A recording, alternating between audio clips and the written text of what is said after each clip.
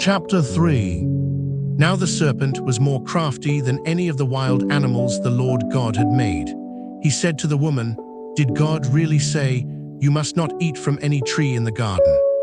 The woman said to the serpent, "We may eat fruit from the trees in the garden, but God did say, 'You must not eat fruit from the tree that is in the middle of the garden, and you must not touch it, or you will die.'"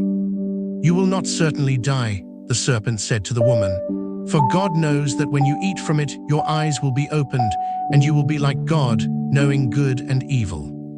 When the woman saw that the fruit of the tree was good for food and pleasing to the eye, and also desirable for gaining wisdom, she took some and ate it. She also gave some to her husband, who was with her, and he ate it. Then the eyes of both of them were opened, and they realized they were naked, so they sewed fig leaves together and made coverings for themselves.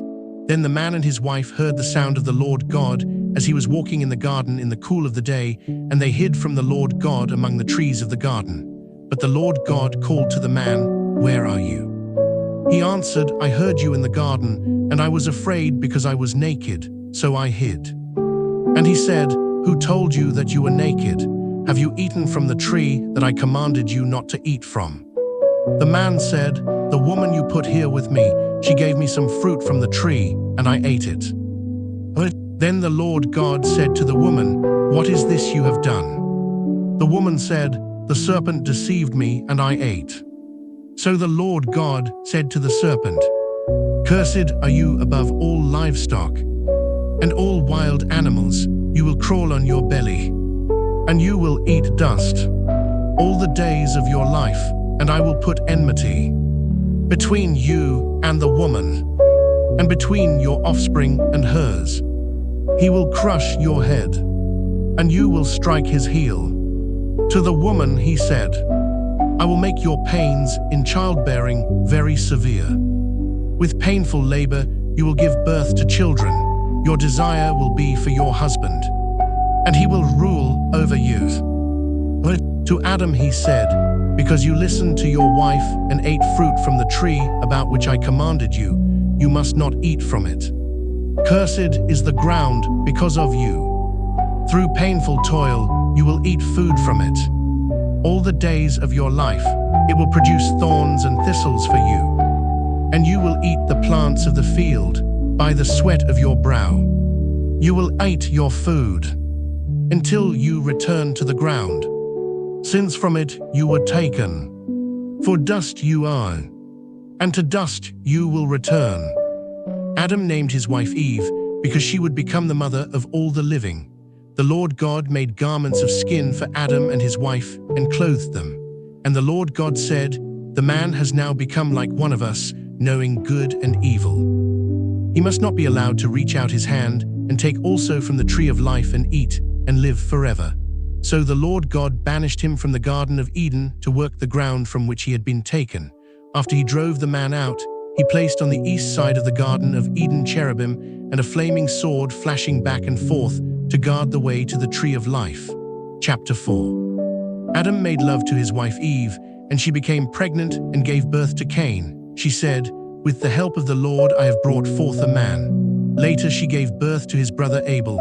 Now Abel kept flocks, and Cain worked the soil. In the course of time, Cain brought some of the fruits of the soil as an offering to the Lord. And Abel also brought an offering, fat portions from some of the firstborn of his flock. The Lord looked with favor on Abel and his offering, but on Cain and his offering he did not look with favor. So Cain was very angry and his face was downcast. Then the Lord said to Cain, "Why are you angry? Why is your face downcast? If you do what is right, will you not be accepted? But if you do not do what is right, sin is crouching at your door. It desires to have you, but you must rule over it." Now Cain said to his brother Abel, "Let's go out to the field." While they were in the field, Cain attacked his brother Abel and killed him. Then the Lord said to Cain, "Where is your brother Abel?" "I don't know," he replied. "Am I my brother's keeper?" The Lord said, "What have you done? Listen. Your brother's blood cries out to me from the ground. Now you are under a curse and driven from the ground, which opened its mouth to receive your brother's blood from your hand.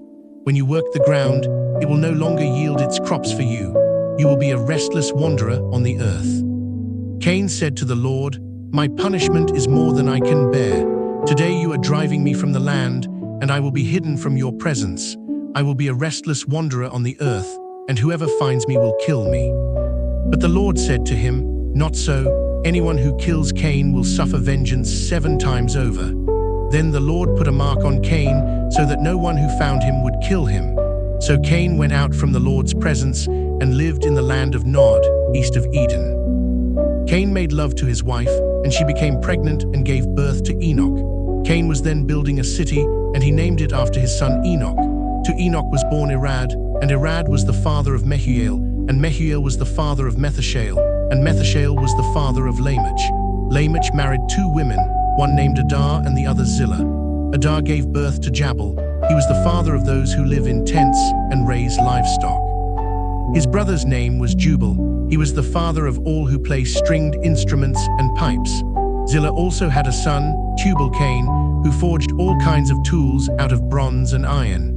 Tubal-Cain's sister was Naamah. Lamech said to his wives, "Adar and Zillah, listen to me. Wives of Lamech, hear my words.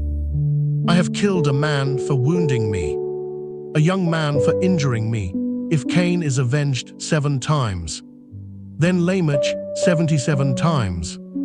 Adam made love to his wife again, and she gave birth to a son and named him Seth, saying, "God has granted me another child in place of Abel, since Cain killed him." Seth also had a son, and he named him Enosh.